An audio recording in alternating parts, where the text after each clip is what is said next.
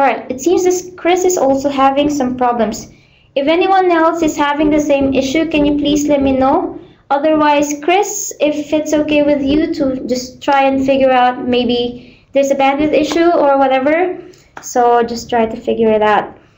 Okay, so let's start the class now. This is, again, APNIC e-learning web class. Welcome everyone. The topic that we are going to cover for this morning or afternoon, wherever you are in the Asia Pacific, the topic that we are going to cover is all about BGP. So this is a BGP Basics class. I won't go into very detailed things about the BGP attributes. We will look into the operations part. We will look into the terminologies topics, the protocols, path vector protocols, all of that. Now this again is a technical topic, although it's a basic class. It is aimed at people who wish to advance their knowledge of networking. Some of you may already have intentions of implementing BGP perhaps on your networks. Some of you may already have done that. Some of you may be maintaining your own IP networks.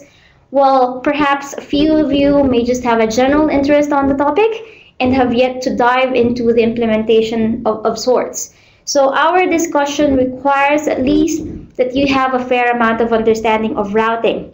So what's routing, what's OSPF, and all of that. We will try to recall some of the terminologies and try to explain it if it isn't clear to everybody. But we have a lot of people in the class. If you have any specific questions, just write them on the chat. I will try to answer them as much as I can. If any of you also know the answer, you can always jump in to give your opinion or give your answer to the question. All right, so this class will run for 1 hour. We will have about 45-50 minutes for the class proper. I normally would try to give 10 minutes at the end of the class to answer any questions, but it seems like it's always better to be more proactive. So if you have questions coming in at any time, please write them on the chat. As soon as I see them, I will try to answer it. All right, now again, I'd like to first introduce myself because we will be together for the next hour. My name is Cheryl Hermoso. I'm a training officer with APNIC, and I've worked with APNIC for the past couple of years now. Now, as part of the training team, we deliver either face-to-face trainings to our economy, to the internet ecosystem basically, and the topics that we cover are basically internet technologies such as IPv6, Internet Resource Management, DNS security, network security, all of those sort of things. Now, to supplement our face-to-face sessions, if we find that there is a need for, let's say, you're in an area where we hardly do any face-to-face trainings, so we do these e-learning type of courses. E-learning is done on a weekly basis, so if you are interested with any other topics aside from BGP, then go to our website. It's training.apnic.net.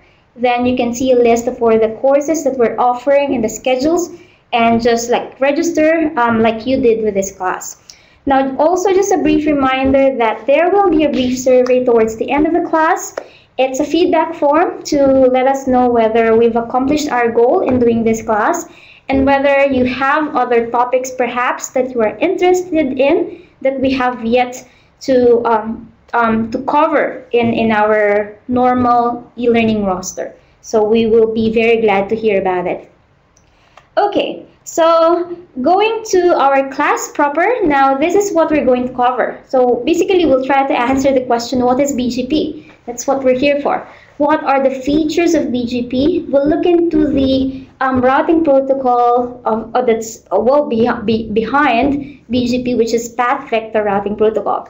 We'll look into some terminologies such as peering and transit, or even autonomous systems. So those terminologies are important for us to understand how BGP would actually work or would operate. Then we'll look into the general operations, what are the steps in establishing proper BGP peerings and all that. We'll look at some BGP specific terminologies. We'll have a very brief discussion of the BGP attributes, although as I've said, we'll not dive into too much detail about these attributes because this will be covered into another e-learning course. And towards the end, I think we have some specific configurations on how you can add and insert and announce prefixes. So hopefully that's what you expected from this class.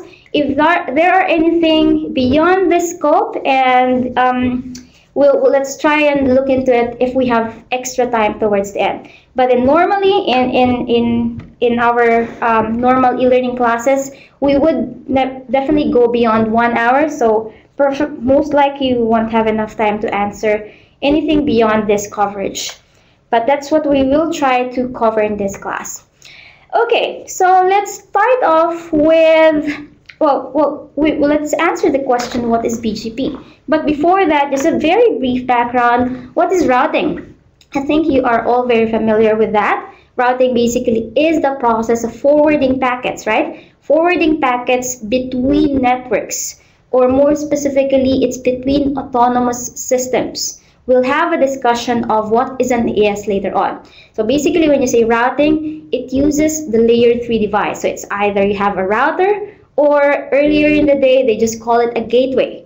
Okay, that's why really it's a border gateway protocol. So BGP, to understand more about this, you'll want to have a look at the RFC. That is in RFC 4271. Now this is an informational RFC, so it's not really a standard per se, but it describes how BGP works and what are the protocols, what are the specifications that are involved in it. So the standard that provides this specification for BGP 4 is found in RFC 4271.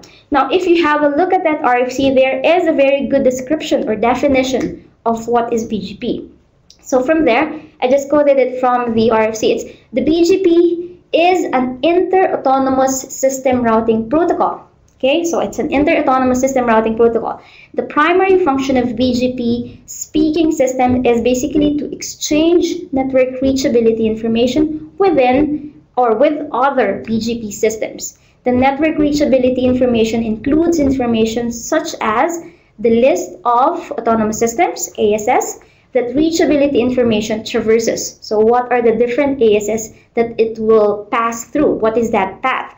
This information is sufficient for constructing a graph. So we will have like a topology of these AS connectivity for reachability, from which routing loops may be pruned, and at the AS level, you can have some policy decisions that can be enforced. So from that definition, basically, you can get a few things, few terminologies. Some of those that would stand out are, it involves a list of autonomous systems. It involves routing loops. It involves policy decisions. So these things are important to understand BGP. We'll have a deeper understanding of these terminologies. It will basically come naturally to us as we proceed with the next few slides. Now, let's try to simplify the definition quite a bit. For those of you who are actually really new into these, into the BGP. So BGP is a routing protocol, obviously. It is one of a number of protocols that define how to route information or packets in, around, or maybe within our network. So routing in itself is concerned with finding the best path going to a destination, right? There are many possible routes going to a destination. For example, if I have to go to the airport right now, there are many different paths. There are many roads that I can traverse going there, but each of them will have, say, different times that I can reach them. There are many circumstances that may happen in each of these roads. So we call them, these will vary based on these metrics. We call them metrics. So it can be latency, it can be distance, it can be bandwidth, it can be, there might be a lot of other possible metrics out there. Now there are two general types of routing protocol. The one is internal, the other is external, right? Internal Gateway Protocol, or IGP, is used for transferring information only within our network. Examples are, if you're familiar with RIP, RIP, EIGRP, OSPF, ISIS, those are examples of IGP. The other type, which we are more concerned of in this session, is EGP, the External Gateway Protocol. Okay, the first and, until now, the only EGP example that I can share with you is Border Gateway Protocol, BGP. So then, going back to our definition, BGP is a routing protocol used to exchange information between different networks. Now later on, let us define the term different networks. Now, BGP is considered the most useful protocol that runs the internet. Some people would actually say that BGP is the internet's routing protocol, mainly because it is the routing protocol that runs the internet, because we use it to exchange information in between different systems. Now, the standard specification for BGP, as you can see in this slide, is in RFC 4271.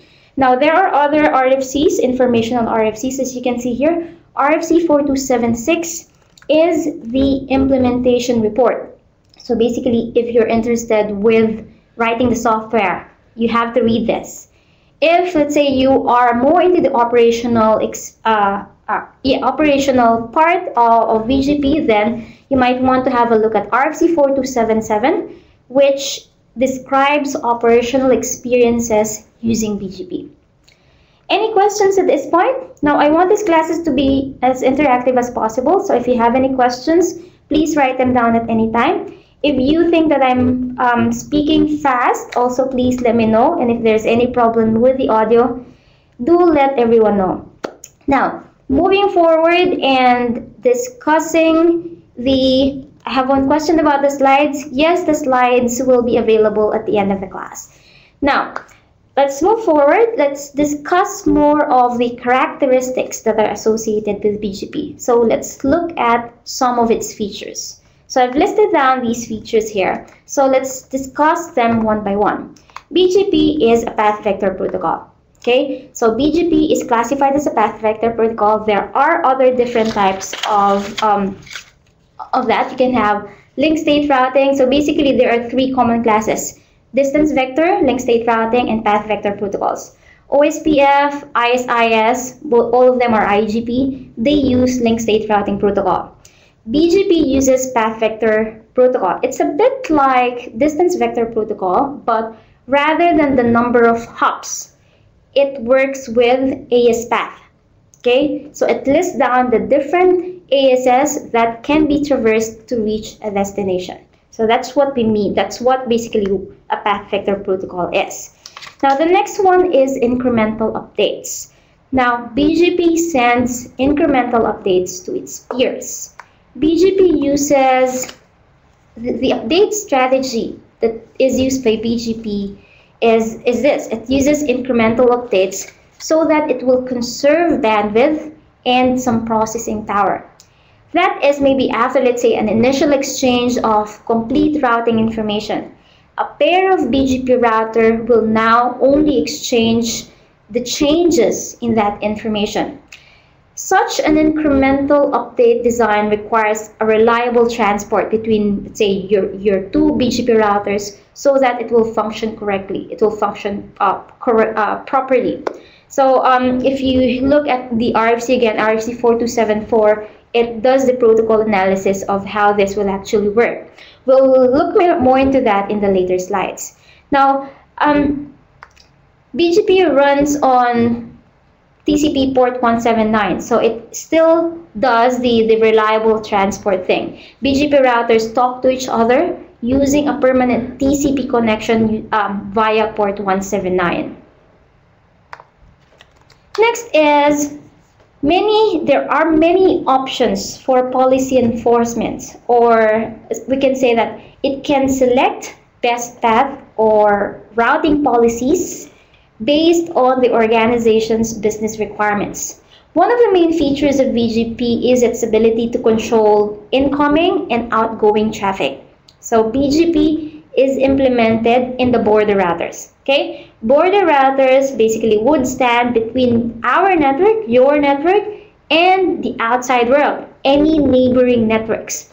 This is where we will create our policies to control any ingress and egress traffic.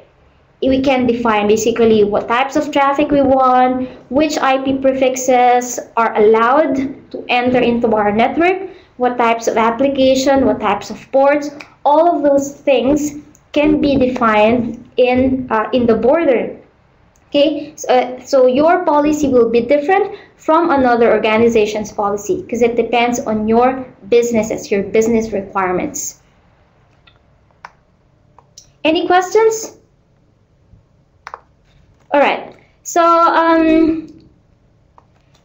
CIDR, or classless interdomain routing. Well, I will mention this more in the following slides, but basically the current BGP, which is BGP4, implements CIDR, or classless interdomain routing. What is CIDR? So I think you're all familiar with VLSM, or variable length subnet masking. Before, we used classful addressing, right? Class A, B, and C. Now, after a while, I think around 94, 95, they started using VLSM, which means that you can now use any prefix among your 32 bits of IPv4 address, okay, and define your networks using any of that. You don't have to be using either of those three classes only. Now, CIDR is basically a set of rules implemented in routing so that your IP subnetting is now allowed to do summarization. Or let's say if you have a group of IP addresses, let's say you have 4 network segments within your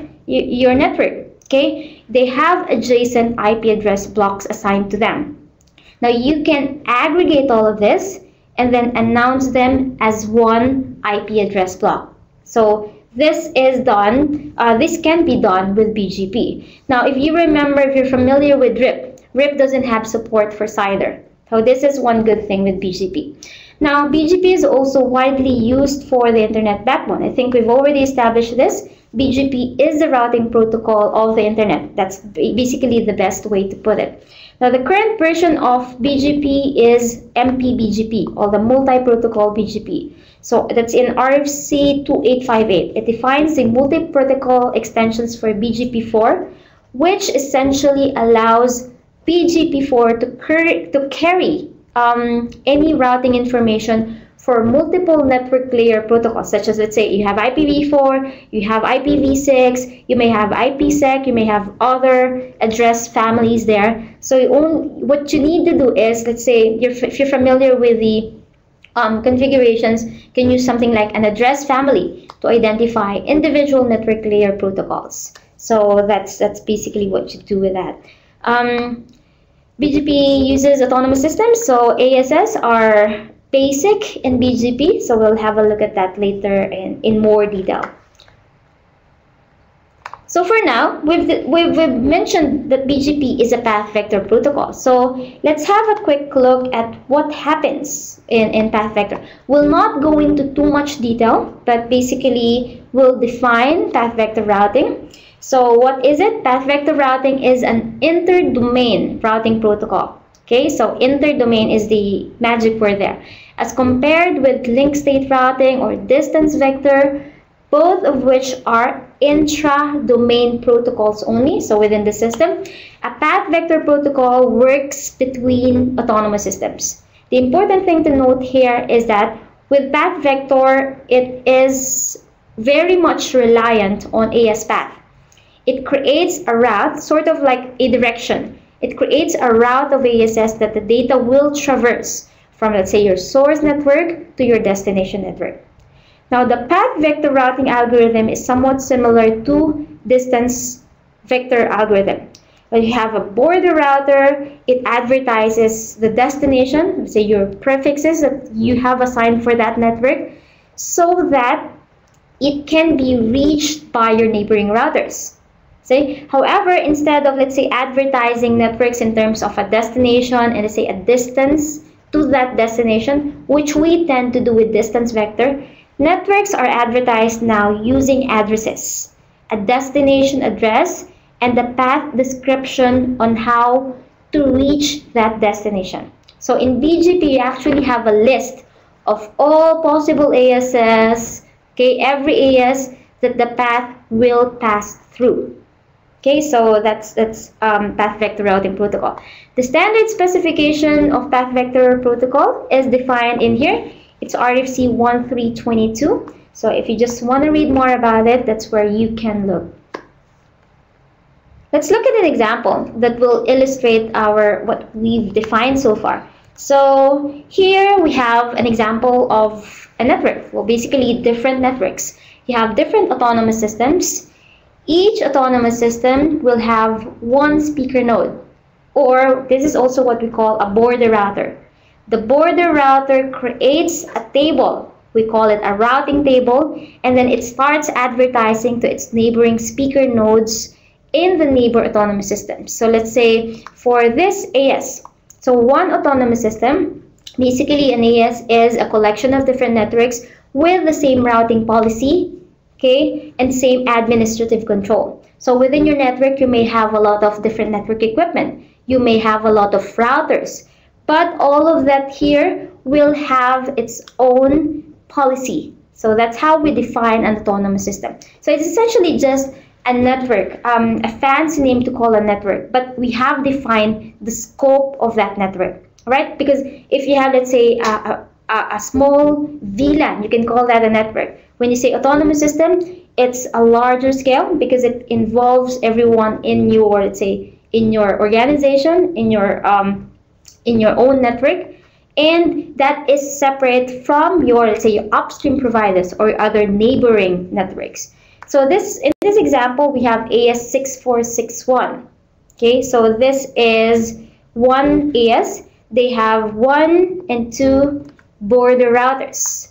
Now, in this example, let's say on the other side, we have here AS11268.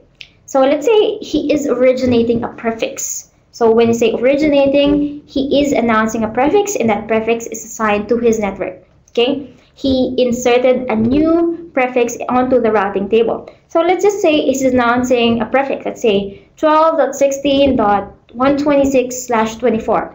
Okay, I'm just making up numbers here. So let's say from AS6461, which is right over at the other end, how will he advertise this route? Okay, so basically when I advertise a route, we will put the destination address plus the AS path to reach the destination coming from AS6461. Alright, so the decision basically to announce other networks AS depends on the agreement. Let's say there is a connection between your networks and those other neighboring networks. So we will look into that in the next slide when we define transit and peering. Basically in this here, so let's say I want to reach this AS or the IP address that this AS is announcing. I will have the, on my routing table, I will have the IP address block and then the AS path. So the AS path can be AS7018, AS6337, AS11268. As you can see, there are many different possible paths, but my routing protocol will define what is the best path and put it in its forwarding table. Okay, inside your, let's say, your router, you have many different tables for different routing protocols. Let's say you have OSPF, it has a different table. For BGP, it has its own table. So in this routing protocol, whichever is the best path will be added onto the forwarding table. Okay, so that's how we know which is the best path. Any questions? We'll provide the AS numbers that you define that in your say BGP configuration. Then you should get an AS number, okay? Because an AS, an autonomous system, is defined by this AS number. Now it has to be unique all over the internet if you want it to be publicly available. Now you can either request your AS number from a registry, either APNIC within our region, or you can request for an AS number from your upstream providers. So your upstream will now request for an AS number in your behalf to APNIC. So if you do it that way, then if you don't use your upstream provider's services anymore, you'll have to give back that AS number and request for another AS number from your new upstream provider. Okay, so that's basically how it works. With AS numbers, you have, let's say, a range. Some range will be publicly available. If you just have like the direct connection to your upstream, you can use a privately available or a private AS number. You can also do that. Any other questions? I hope that answers your question, Virender. Sorry if I'm not pronouncing your name correctly as well. So hopefully Path Vector Protocol is quite clear now. If there are still questions, hopefully that will be answered in the next few slides. Now let's look at, as I've said, let's look at some definitions. Now this is very important. Again, the decision to either announce other networks AS depends on any agreement, any connection, any contract between these different networks. Now to understand this more, let's look at transit and peering. Okay, these terminologies are very much associated with BGP. These three words, including default, define the arrangement between operators that carry traffic and any routing information across the networks. So the first one is transit. What do we mean by transit? Basically, when you say transit, it's carrying traffic throughout the network, right? The magic word here is the word, it comes with a fee.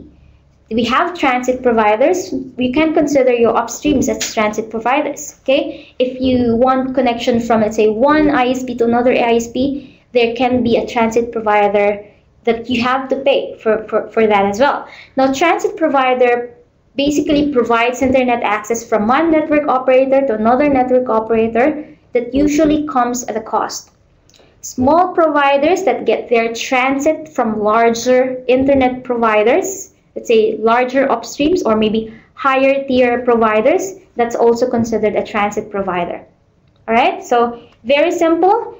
It's an organization or maybe a company or a provider which you pay so that it will transfer or transit your network traffic.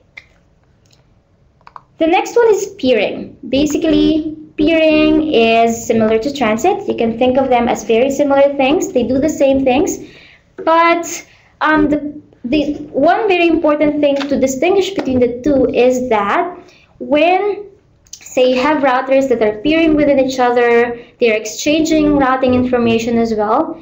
It means that they're exchanging, let's say their routing tables, but this peering is done without a cost. Okay, if you find that some providers are, let's say they are operating as free peering, but they're asking for a cost, then maybe it's not peering at all. Maybe it's transit. Okay, sometimes you also call it as settlement free peering. You may have, say, a very minor cost just to maintain the equipment, but other than that, the bandwidth that you, let's say, the traverses within your networks within this these peering or IX can or are not charged at all. Okay, so in peering, normally set up either direct peering connection, or you can all connect, let's say, to an internet exchange or IX, where all, say, everyone that's connected to that IX can exchange routing information freely and exchange traffic as well. Now, even if, let's say, there are two ISPs that are competing with each other, they can still peer. Okay, that's why I mentioned it's also called a settlement-free peering. As long as both of you will benefit, okay, mutually from this agreement or from these peering, then that's a good thing. Let's just say there are two ISPs in a country. Okay, in one economy there are two ISPs. Let's say I want to send a message or any email or any traffic going to, let's say, my friend who is subscribed to ISP B. I'm with ISP A.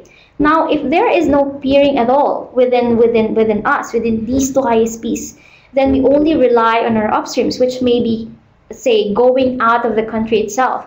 Then our traffic will take more time to get from ISP A, which is where I am, to ISP B. So that's not a good thing.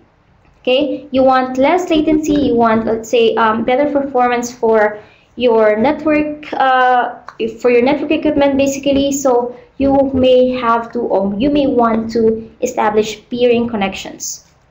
I think I have some question there. This peering means to connect with upstream transit provider.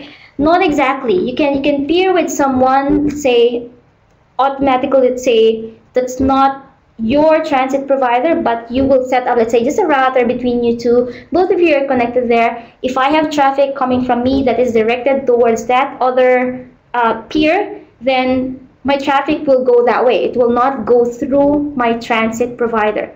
See, you see the difference? With transit, you have to pay for everything. All the bandwidth is being paid for.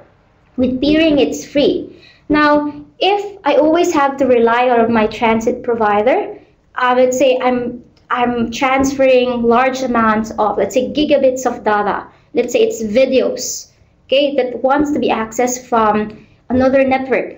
And if it has to go through my transit provider, then I need to subscribe to a bigger bandwidth, right? So I have to pay for all of that. Whereas if I have peering with that, with the other network, I only have to go through that connection. You can always have priorities. Let's say for this type of traffic or for this destination, my traffic will go this way. You can do that. You can set up policies with that with BGP. All right. So any other questions? Anything that any other people in the class wants to add? That's also very, I'd also encourage that as well. So the last one in this definition is default. So basically, when you don't know where to send something, when you don't know, let's say there's no specific rule in the routing table, there's no specific match, then you send it to the default. That's just like in your computers. You have, say, a default gateway.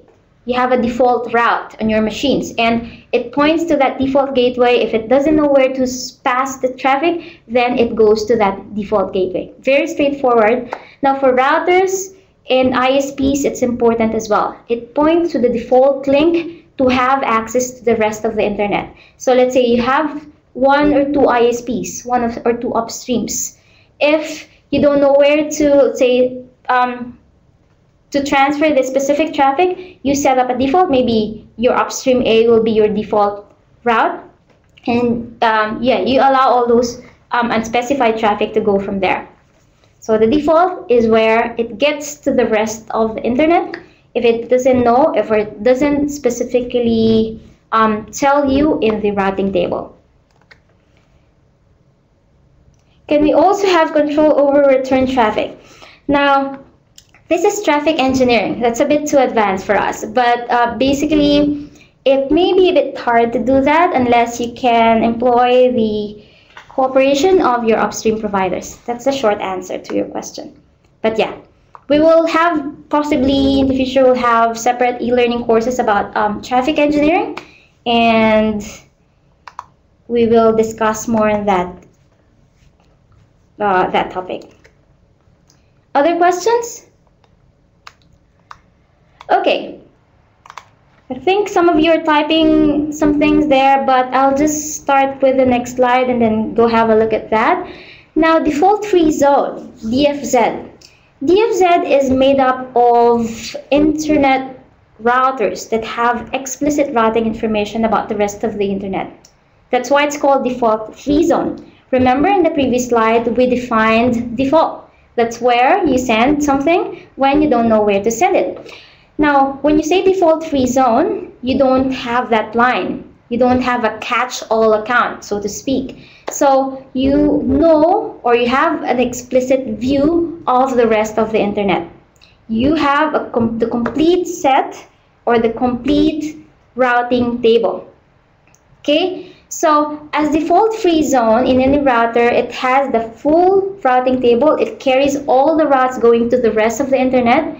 It's not exactly related to where you are in the hierarchy. Say there is, like, say, a tier 1 ISP, tier 2 ISPs, tier 3 ISPs, and then it trickles down to, say, your upstream providers, smaller ISPs, and then end users. That's usually the hierarchy that I'm referring to. So when you say default free zone, it doesn't mean that you are a tier 1 ISP. Most tier 1 ISPs would tend to be default free zones, but that's not exactly an indication. As long as you have the full set of the routing table, the full BGP table, then you can be considered as a default free zone. Now, if you want to do that, being in the DFZ may not be good. Well, it looks very good because you have a complete understanding of the internet's topology, but it takes a lot of overhead. It takes a lot of CPU and memory usage as well in the router. So unless you have a very powerful router, then it may not be the way to go for you. Let me get back to the chat. Can we set higher local prefs for incoming traffic? The answer is yes, but again, that's a bit too advanced.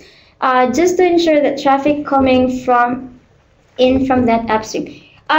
When we discuss about the different attributes, there's things called MED, all these priorities. You can change those values to your desire, and that will affect your traffic.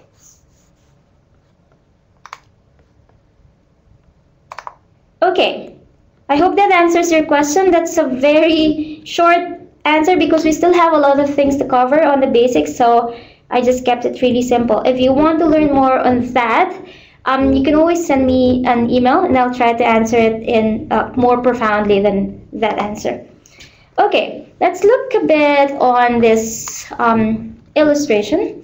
So basically, just shows you how peering in transit would work. You have provider A on this side. Okay, you have another provider, provider B, and another provider, provider C. So what's the difference between peering and transit? Provider A and provider B can be peers with each other. Okay, notice here they are connected to, this is just a switch. So once you set up an IXP, actually, it's just like setting up a switch. And all your different networks, different providers will just connect to the same switch. And then, yeah, work on your BGP policies and everything. So basically, A and B are peering with each other. Now, if you want to access provider C, now there's another provider here that you have to pass through. So provider D is actually a transit provider. So any traffic from A to C must go through provider D, and you have to pay a certain cost for that.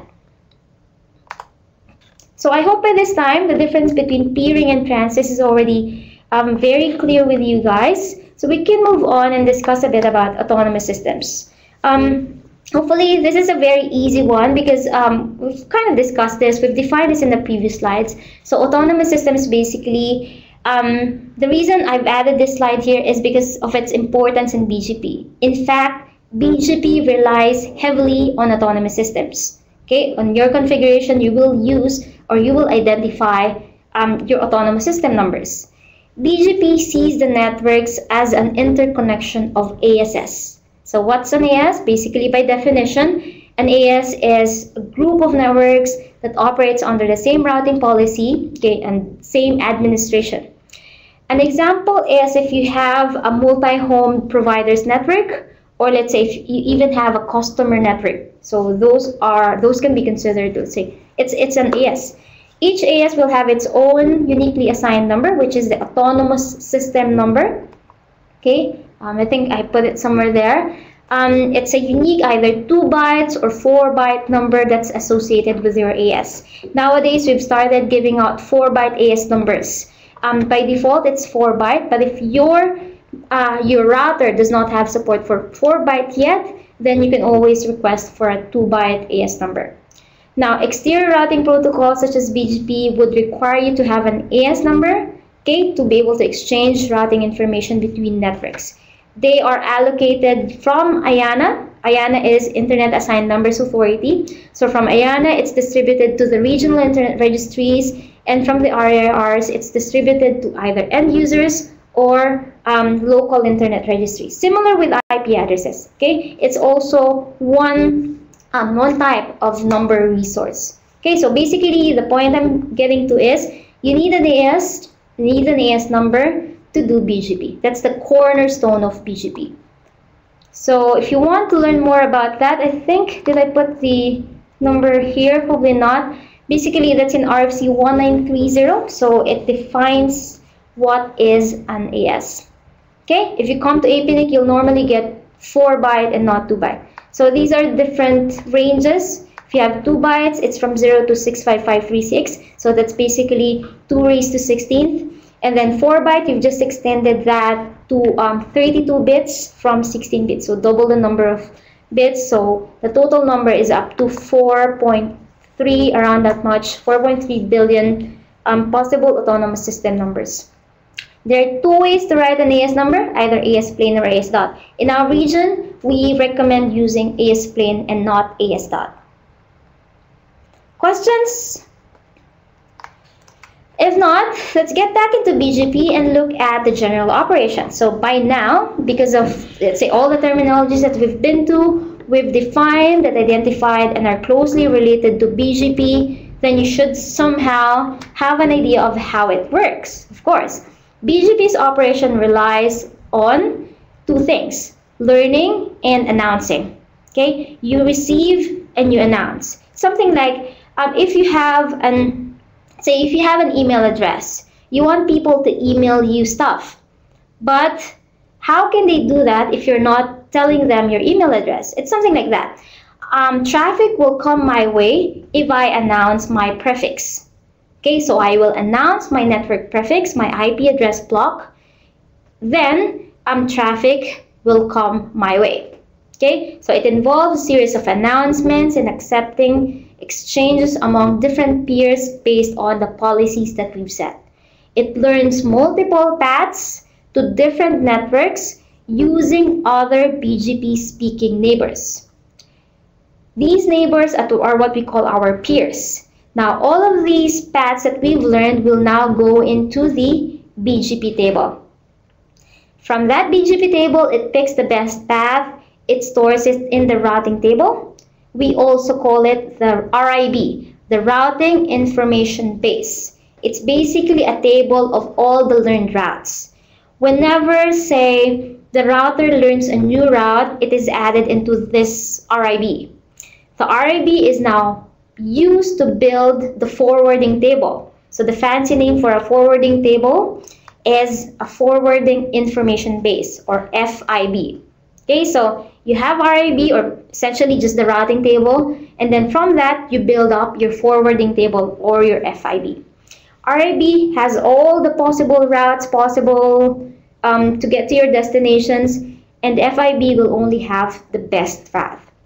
So that's the way BGP will pick up the best path, and that is, as I've said, influenced by policies that we apply to our network. Let's look at the diagram here. So let me just get back to that. Oops. Okay. So this is the diagram. So essentially, it just shows us what I've said in the previous slide. When you're creating a BGP internetwork, it begins with one thing. You have to designate you have to designate a certain router in each AS to be your BGP speakers. Okay, so in BGP parlance, this BGP speaker will speak the BGP language. One of the most important characteristics of BGP is its flexibility. Now you have the protocol, it can connect together any internetwork of ASs using any arbitrary topology. The only requirement is that each AS must have at least one router that's able to run BGP, which is your BGP speaker, and that this router will connect to at least one other AS's BGP router. So in our case, we have here for AS 100, we have A and B. These are our BGP speakers. With AS 101, we have C and D as our BGP speakers. In AS 102, we have router E. So those are our BGP speakers. You should have connections to them so that they will peer or they will exchange routing information. So to actually create your BGP internetwork, your BGP speaker that is, or normally your border router, okay, they should be physically connected to one or more BGP speakers in other ASs, okay, in whatever topology that you want in your internetwork, but it has to have physical connectivity. So you can see here there's a direct connection between your B, D, and E. And there is a connection between A and C as well. Alright, so in this example, your BGP speakers are peering. A and C are peers. B, D, and E are also peers. So you do this over TCP port 179. Okay, so because that's where BGP runs, TCP port 179. So peering is done on these point-to-point links between these shared links or shared media. Questions?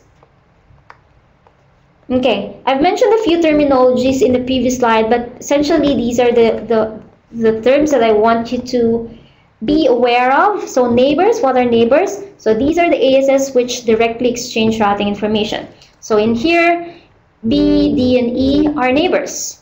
Okay, A and C are also neighbors. So these are adjacent routers that are exchanging routing information among them.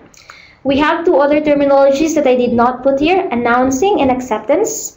So announce is to send routing information towards your neighbors. Accept, on the other hand, is when you receive and use the routing information sent to you by neighbors. As I've said, it consists of a series of announcing and accepting.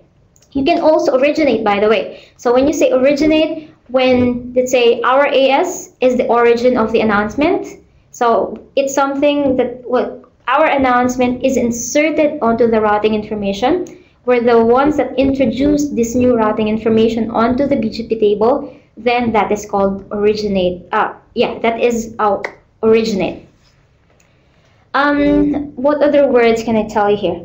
Peers, we've already mentioned peers, routers within one AS or within the neighboring ASs that are exchanging routing information, they are peers. Okay? They don't have to be straight out directly connected, those are neighbors, but if they are exchanging routing information, they are also peers. So there are two instances of BGP that we need. Normally, we said that BGP is an exterior routing protocol, but we also need to implement something that is internal. So on top of your internal IGP protocol, let's just say within your network you're using OSPF or maybe ISIS. Okay, so that's what you use within your network. Now, if you have prefixes, external prefixes that has to be passed on within your network as well, we will be running another protocol on top of our OSPF or ISIS. That is IBGP. Alright, so basically you have two instances of BGP running, IBGP internally, EBGP externally. Any questions? Okay, just a quick run through of some of the attributes.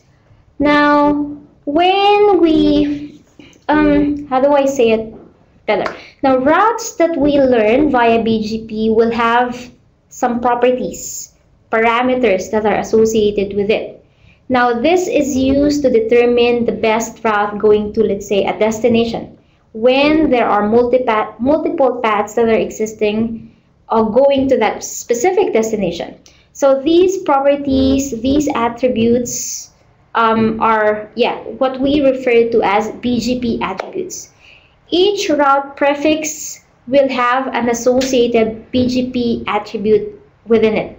Okay? These includes useful information about the route, where it came from, how to reach it, okay? And you can see here there are different types of attributes. I think I saw a question there. Why is there a rule stating that EBGP path is preferred over IBGP path? I had that question before, but basically, did you find it somewhere here?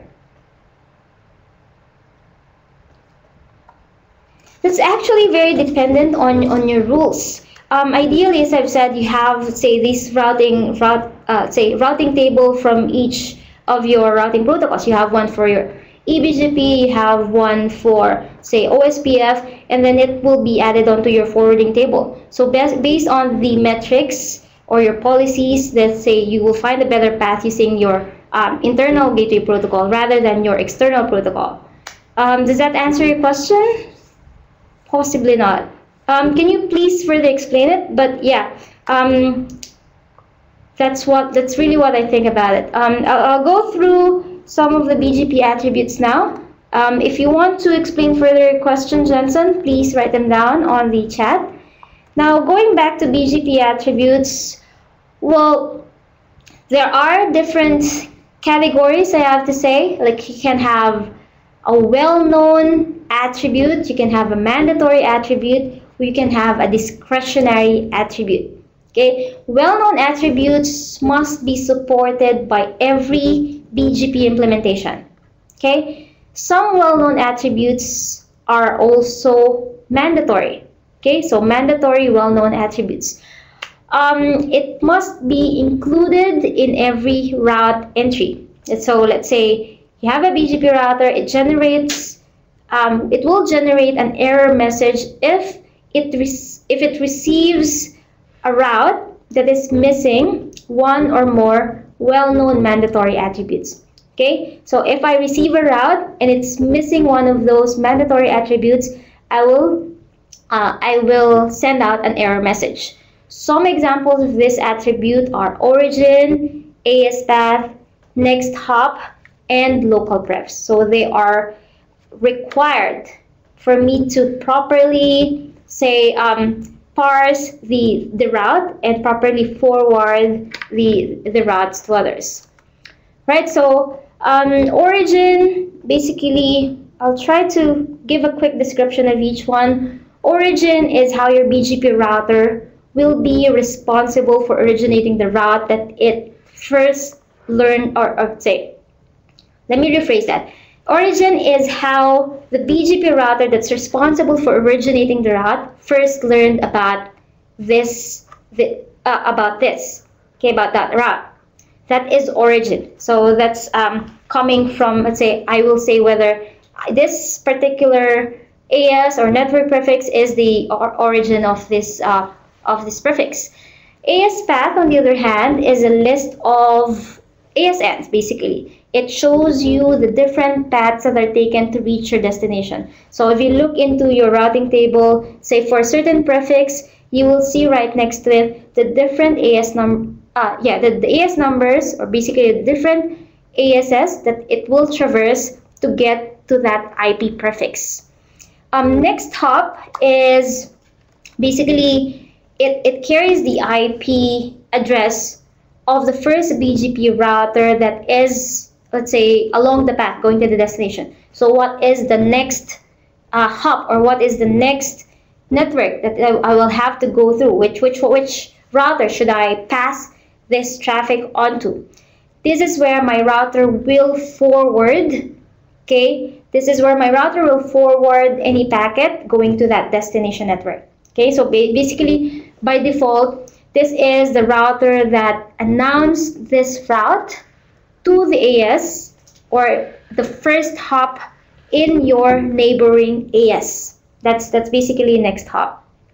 Then the last one is local pref. So local pref is more, it's a preference. This information is distributed only within your AS. It's not something that will be understood by your neighbors. Basically, routers will use this number to allow the networks to favor certain or particular exit points. So if you have two upstream providers, then if, let's say, I prefer ISP A over ISP B for this kinds of traffic, then I can set that using local prefs. So it will not be included in your EBGP. Again, it's only seen, or it's only, yeah, you can only see it within your, inside your AS. Any questions? So we've covered mandatory attributes. So mandatory well-known attributes. Another type is well-known discretionary attributes.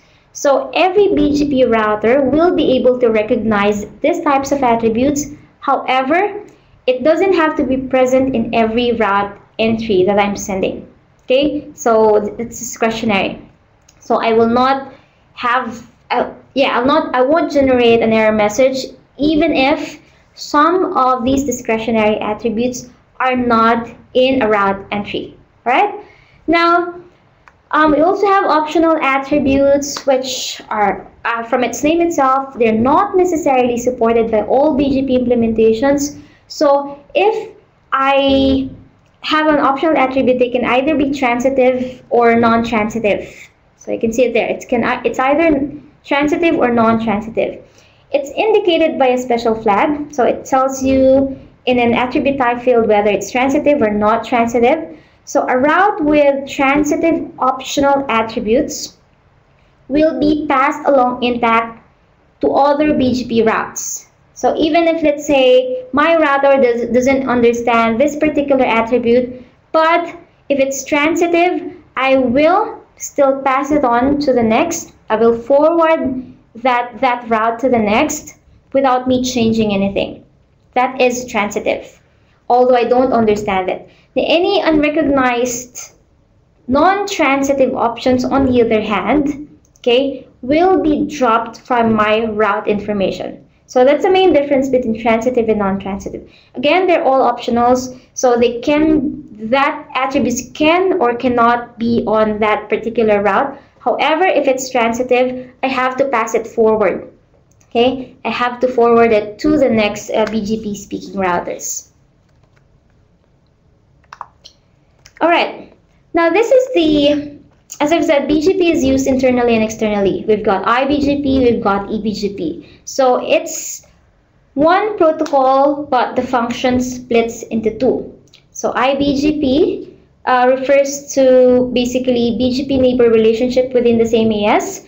Most IGPs do not say, for certain prefixes, all prefixes, most IGPs do not have the capability of passing it on forward. Okay, if it's not learned from that specific neighbor, then it won't be passed forward. So that's why we have IBGP to do that purpose. So any learned routes from outside our network can still be passed on within our network.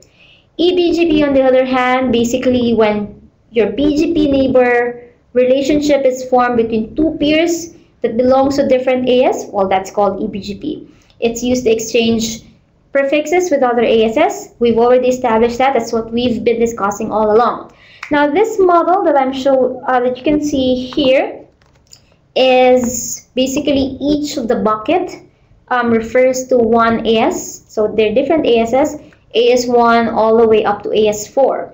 So we have our normal IGP. You can have either OSPF, IS running. So routers within the network can basically find each other.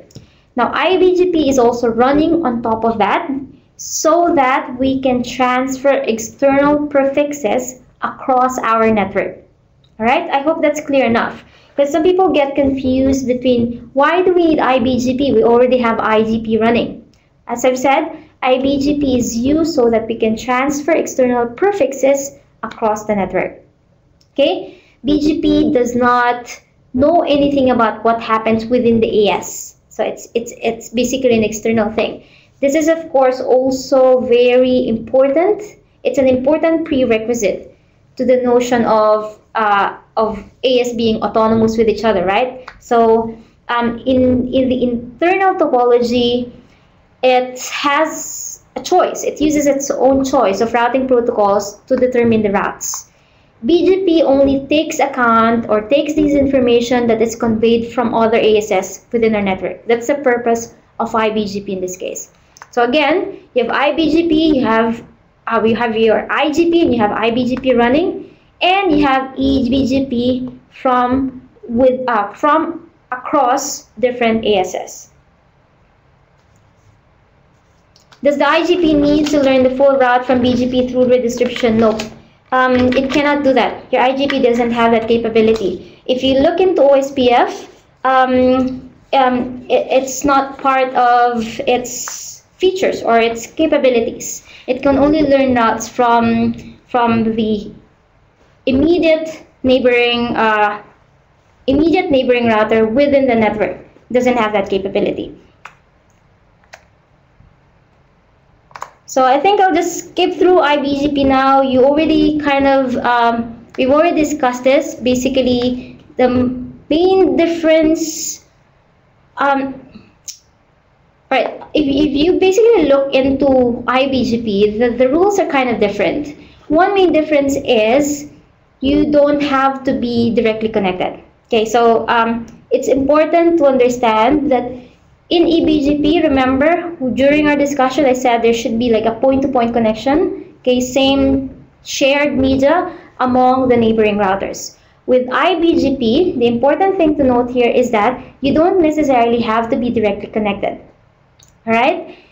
That's because we already have an underlying IGP, which takes care of these direct connectivities. However, every IBGP speaking router must speak to each other IBGP routers in the network. We call it full mesh. So let's say you have 3 routers. There should be IBGP from router 1 to router 2, router 1 to router 3, router 2 to router 3. Okay, full mesh. So if you scale your network, may say you have 10, then you'll have more, say in your configuration, you'll have more IBGP related configurations there. Okay, because it has to be full mesh. The reason is purely because it purely boils down to IBGP rules. IBGP only passes on prefixes from outside autonomous. Outside its autonomous system, and it won't pass it on forward. Okay, so I think that also answers your question, Jensen. So early developers were really afraid of, say, because the routers then were different from the routers that we have now. Say the capabilities, the memory, the processing power are all different. So during the early days, the early developers were afraid that routers will receive lots of updates that will essentially overpower the processor. So remember back in the 90s when BGP4 was standardized, it was really early in the internet days. The routers there have less CPU. The design of BGP has to be left really simple so it can scale. That's why we're using full mesh. Full mesh setup with IBGP. Okay, so I hope you remember that when you implement IBGP. I think there's another very important here.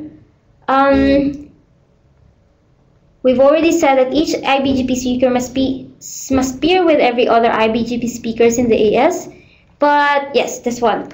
Peering within using loopback interfaces. Now, peering must be done between loopback interfaces instead of point-to-point links. Okay? Yes, of course, we can always run via point-to-point links, but what happens when the interface goes down? Now, the IBGP session in this case, we have from A, B, and C. Let's just say router B and router C.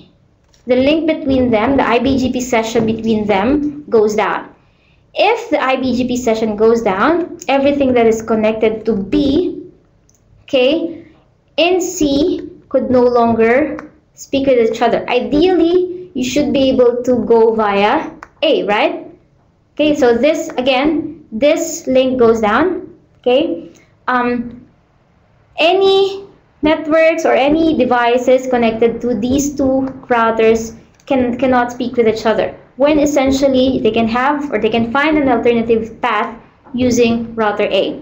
So that's really one of the reasons why we use loopback interfaces instead of point-to-point links. So the idea there, run IBGP on loopback interfaces, have full mesh for all IBGP neighbors.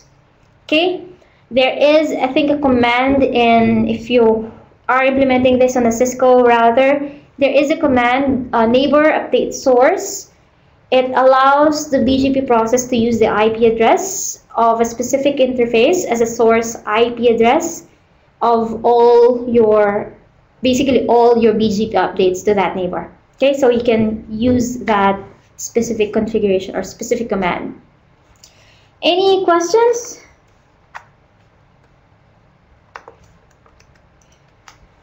It's already 1:36. I still have a few slides, so please bear with me. We'll try to cover everything in about 10 more minutes perhaps, but we'll just wrapping up things. Most of this we've already discussed in the previous slide. So how do you construct your forwarding table? So it typically would just work like this. You have a BGP in process. For this part, your BGP speaking routers will receive all the path information coming from its peers. BGP will do path selection process, and then it will place it onto the BGP table, and it will flag it as the best path. Okay, for the out process, BGP, I think I have this here. Yep.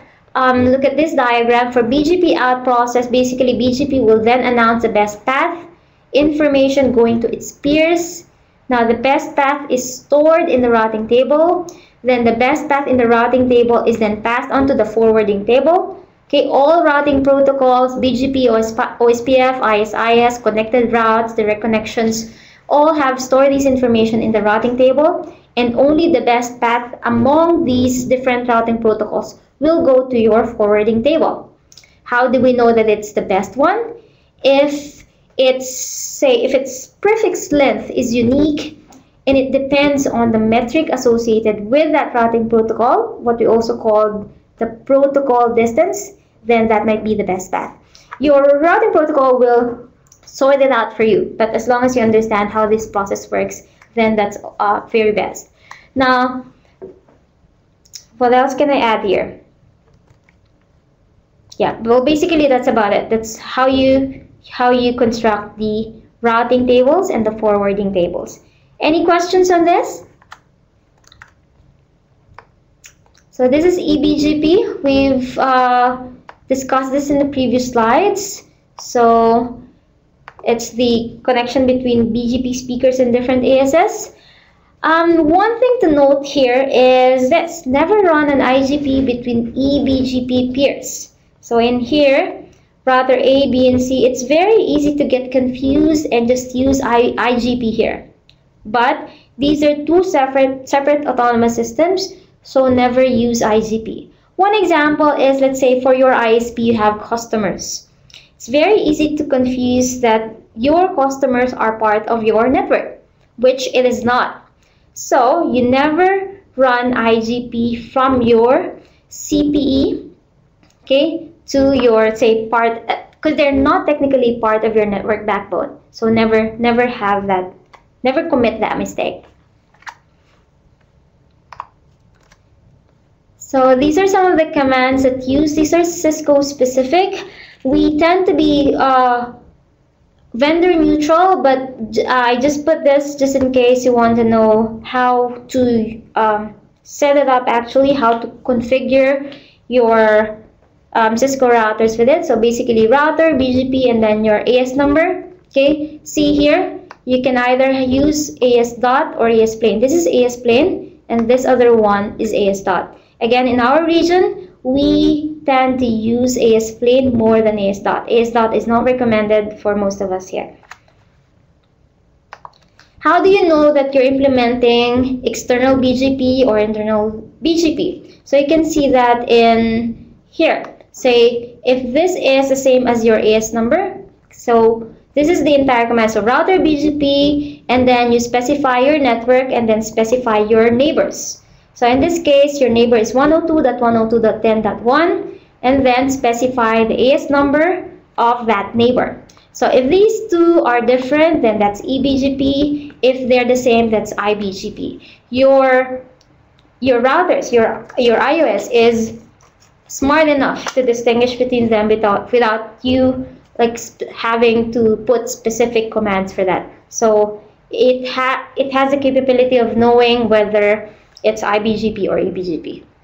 Okay, so just as an example, and what's your IBGP? Oh yeah, this is IBGP. See, you have the same AS number here and AS number here. Okay, now as I've said, you need to announce your prefix. So how do you do that? There are two basic ways, but normally I would just tell about the network command. So network command uses, where is it? Yeah, basically it's this one. You provide your network, which is part of your router BGP block, and then after that you put IP route and then the IP block that you are basically announcing or originating.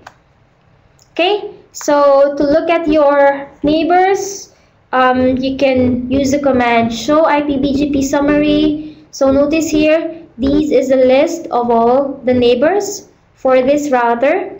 You're using version 4. How many messages are received and sent from that neighbor?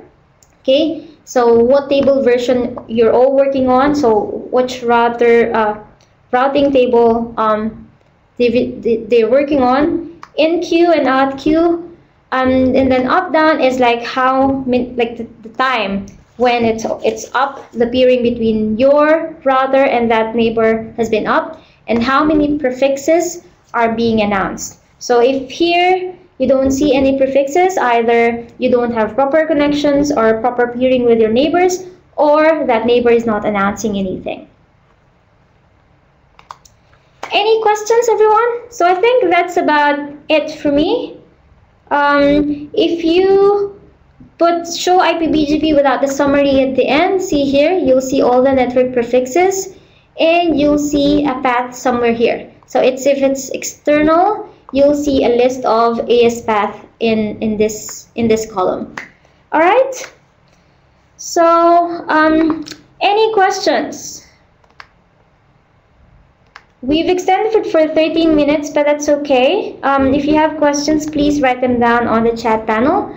Otherwise, this is linked to our survey, as I've mentioned earlier during the start of the class. If you have time, please fill up this feedback form for us. And if you want a copy of the slides, someone asked for that early on, it is available from our FTP site. After you've filled up the survey, you will automatically be redirected to the FTP site.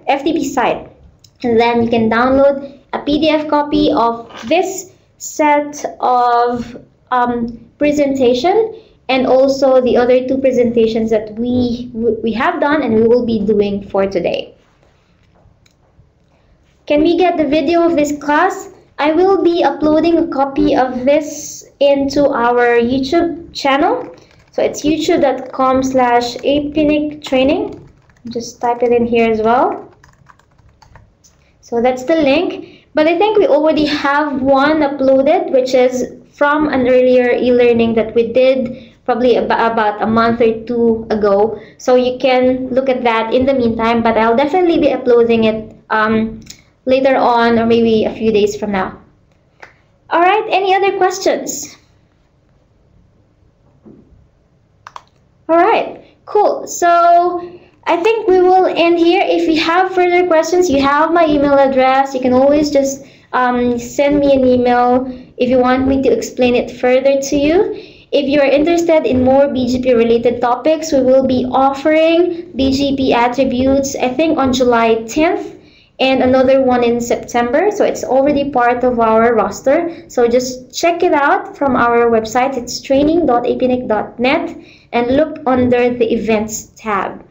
So if you have resources, if you want to ask for an AS number so that you can do BGP, ask for it from your ISPs, or you can go directly to APNIC to request for them. So if you have those resources, go and have a chat with our help desk people. They are very friendly and they will be able to speak different languages. So you can either send them an email, give them a call, or chat with them online. They'll be very helpful towards getting your resources. So I'll end there. Thank you very much, everybody, for your time and for your attention. I do appreciate that you stayed back, even if we had to extend for 15 minutes. I appreciate that you registered for this class. And again, I hope to see you again in the other sessions. There's a comment about Matthew. There is supposedly a BGP attributes class today it's not actually 2:30, it's at 4:30 in the afternoon. However, we had to reschedule that one because of some tight schedule. We have other things. It's not originally part of our roster because we do only 3 sessions for each e-learning Wednesday. So that one is rescheduled, and it will be done on July 10th at 4:30 in the afternoon Brisbane time. Okay, so please register on that class. If you don't register for the class, definitely you can be a guest. Just note that we change the password on a month-to-month basis, so you might want to register. Also, it's good so that we have the list of all the registrations. But yes, definitely you can always log in as guest as long as you know the login credentials. All right, any other questions maybe? If not, let's end there. Thank you very much again, and I hope to see you in our next e-learning sessions. Bye-bye.